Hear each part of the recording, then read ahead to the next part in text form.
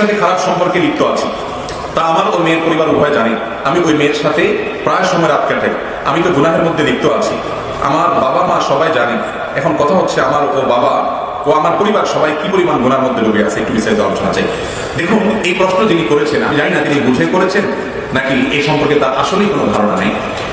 আজ আমাদের এই সমাজের যে ব্যাধিটা মহামারীর মতো সকল ঘরে ঘরে ছেলে ছড়ায় গেছে, এই ব্যাধিগুলোর ভিতরে একটা হলো এই জেনার ব্যাধি। এত ভয়াবহ, এত ডেঞ্জারাস যে এটা থেকে মুক্ত মানুষ পাওয়া যায় না।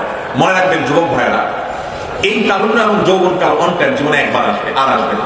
কালি লাগাই ফেলছেন, এটাকে রিমুভ করে নতুন করে শুরু করতে পারেন, কিন্তু যদি এর মধ্যে ডুবে থাকেন তো আপনি নিশ্চিত থাকতে পারেন আল্লাহ রাব্বুল আলামিন দুনিয়াতেই আপনার জন্য আপনাকে এর জন্য প্রায়শ্চিত্ত করাবেন, আখিরাতে তো আছেই। এই জন্য জেনা এমন হারাম, এমন ভয়াবহ বিষয়, জেনার শাস্তি সবচেয়ে মারাত্মক। বিবাহিত মানুষ যদি জেনা করে, ইসলামী শরিয়া বিচারিক ভাবে তাকে শাস্তির কথা বলে, যেই শাস্তি মৃত্যুদণ্ডের মধ্যে সবচেয়ে নির্মম ভাবে মৃত্যুদণ্ডের কথা বলা হয়েছে, কারণ এটা আল্লাহর কাছে এত জঘন্য অপরাধ। নবী করিম সাল্লাল্লাহু আলাইহি ওয়াসাল্লামকে আল্লাহ তাআলা মেরাজের রাতে নিয়ে কিভাবে জেনার শাস্তি দেওয়া হচ্ছে সেটা দেখাইছেন, যার কারণে এই ভয়াবহ অপরাধ করবেন অবলীলা, আবার বাপ মা জানবে, পরিবার জানবে, সবার চুপচাপ থাকবে, এই পুরো পরিবারই সোজা কথা যদি তারা মৌন সমর্থন দেয় সব দাজ্জালের অন্তর্ভুক্ত, সব দাইয়ুসের অন্তর্ভুক্ত, এবং এর কারণে জাহান্নামে যেতে হবে। এখনই তওবা করে ইস্তেগফার করে এই হারাম থেকে সরে আসেন।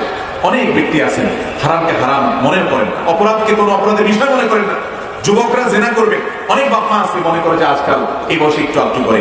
এই বাপ মারা প্রত্যেকে ওই ছেলে জেনা করে যে পরিমাণ গুনাহগার হচ্ছে তারাও সমপরিমাণ গুনাহগার হবে, শুধুমাত্র ছেলের এই অপকর্মকে সমর্থন জানানোর জন্য। এই জন্য মা বাপরা সাবধান হতে হবে, দায়িত্বশীল হতে হবে, দায়িত্বশীল বড় ভাইরা তাদের সাবধান হতে হবে। আর ঠান্ডা মাথায় জেনার অপরাধে লিপ্ত হয়ে বলবেন যে আমার কি গুনাহ হচ্ছে, আমার তো যথেষ্ট সন্দেহ হচ্ছে যে আপনি এই প্রশ্ন জেনে শুনেই ঠান্ডা মাথায় করেছেন নাকি আপনার অজ্ঞানতা আছে।